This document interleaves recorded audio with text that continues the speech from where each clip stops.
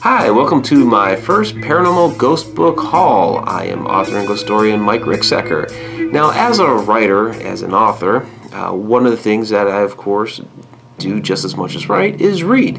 And so I've already done one haul so far that was a vintage book haul of a number of older books that I have, most over 100 years old. So go ahead and check out that video. That's kind of interesting. But I originally came up with this idea because I had reacquired a set of books that had been out at my old place in Oklahoma. A lot of personal stuff going on there where I was trying to take care of some business.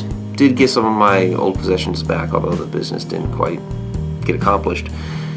And when I saw that collection of books that I ended up with, I was like, hey, I could do a haul of this, even though they were purchased a while ago. Well, I could still incorporate that into something. However, they ended up getting left at my parents' house in Ohio because my father was helping me with that trip, and I couldn't fit everything back into my car, and I thought I had brought that box with those books, but I didn't.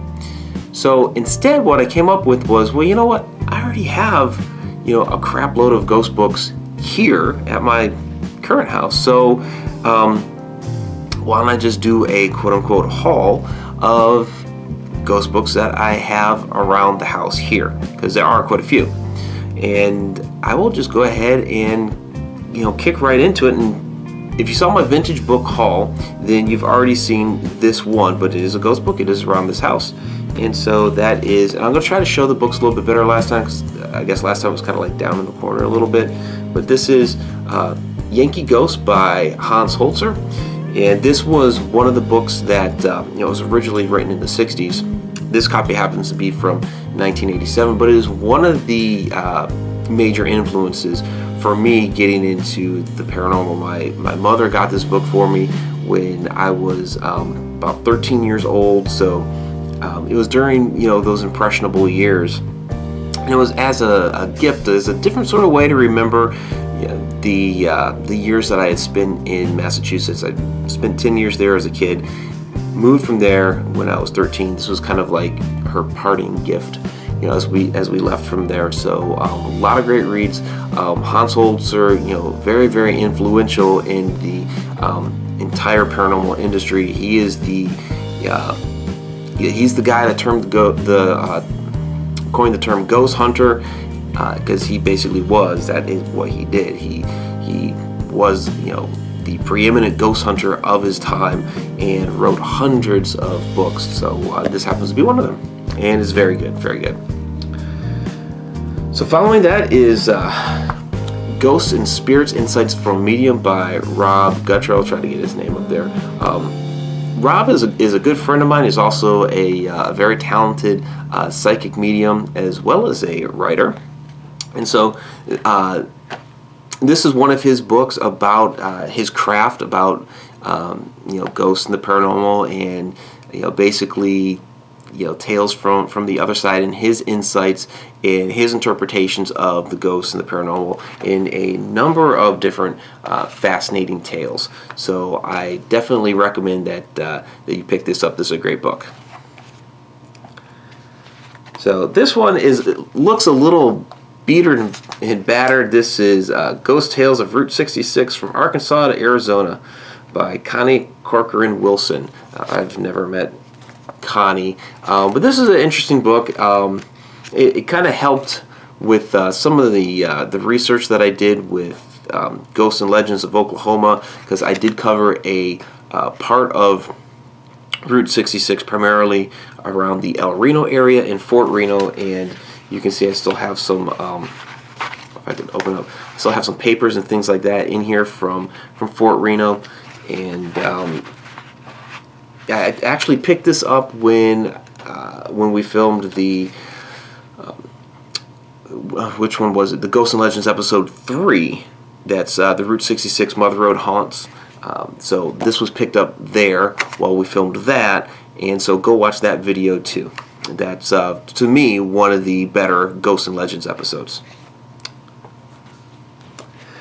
Okay, Haunted Eastern Shore Mindy Burgoyne, and she is a local author here in Maryland. She covered, this is from History Press, their Haunted America series, Haunted Eastern Shore. She covered the entire area out here. Personally, I have a little bit of a discrepancy with that because I'm doing another book for them, but I also tried to cover a piece of Maryland was going to be Chesapeake Bay haunts, but they thought that was too wide of an area. Eastern Shore is pretty damn wide as well. And there's Heather, kind of tiptoeing along. But in any case, she has a lot of great, excuse me, she has a lot of great photography in here. She did a very good job of putting this together. And there's some headstones. Covers a number of different areas that I did as well in Ghosts of Maryland, like, you know, Big Liz, Greenbrier Swamp. What else does she have here? Bloomingdale, which is just down the road over here. Kent Manor Inn, which is, you know, back that way. So yeah, we're Eastern Shore right now, but I guess they call this the Midshore area, whatever. But yeah, pick that up. She does some blogging. I've seen her blog out there before and some other writing, so she's very good. Pause. What's up? Oh, we're doing that. We're doing that. Stop! Don't show people. What do you mean, don't show people? This is now turned into Paranormal Vines. Alright, next we have Historic Haunts of Shreveport, and this is by Gary Joyner and Cheryl White. I have not yet read this book or you know, ventured through it yet, except for like flipping through some of the pages, and there are some very cool historic photos that they've included. If you can see the old staircase there, I kind of just, you know, love the old architecture, and you know, they did you know, a lot better job with the carvings and things like that, but much more decorative and elaborate, which I really like. And you know, today's modern society is more plain. I don't know, I guess they figure they have to pay extra for the artists and artisans and things like that, but I don't know, to me it's more artistic, classy, cool looking. Now we're gonna get into a couple of mine here. Like I said, you know, ghost books around the house, so that includes a couple of mine. The first is Ghosts of Maryland, and I kind of already talked about that with Mindy's book there. And so this has over 100 ghost tales into it. I'm not going to get too much into it because a lot of you already know about all this. One of the things that is fantastic about the books that I've put together is there are maps in there. So if you want to you know, take a day trip to go scout out some different historic places and haunted locations, you can actually use this as kind of like a field guide to going to some of those places. And also tucked away in here is a pack of trading cards, Ghosts of Maryland trading cards, and they're for sale on my website.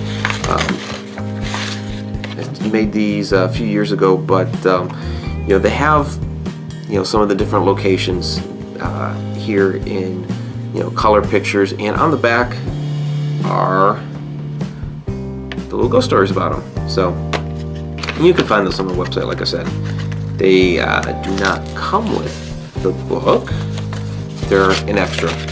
But sometimes I run a special where I might give, you know, those away, or a percentage off, you know, to go with the book. So, and then Ghosts and Legends of Oklahoma. You know, kind of the same thing here, where in the back I have the maps. I don't have 100 ghost stories in this one. These are much bigger, longer, drawn out tales in this, and there's also some legends as well. So not everything is a straight up ghost story. Like there's a conspiracy theory about John Wilkes Booth in here that kind of breaks the mold of being a ghost story, but definitely there's, you know, if you're looking for death, mummies, the macabre, that kind of stuff is in here as well. So very interesting. Now this is the most recent release from Haunted Road Media, My Life Amidst the Paranormal by Kathy Gash. This is a fantastic collection of stories, and she has some photography in here, and then Adam Tillery has some fantastic illustrations within here, and there's a lot of great ghost stories here from Ireland. There's a couple from Scotland, around the Maryland, D.C. area as well. And she's had a lot of fantastic haunted experiences. And then Adam has added, and I'll give you another one. Adam has added some fantastic artwork in here as well. So wonderful book. And then the very first publication from Haunted Road Media is Encounters with the Paranormal. So I have that in here as well. This is a collection of stories from I think, what was it, 17 different people.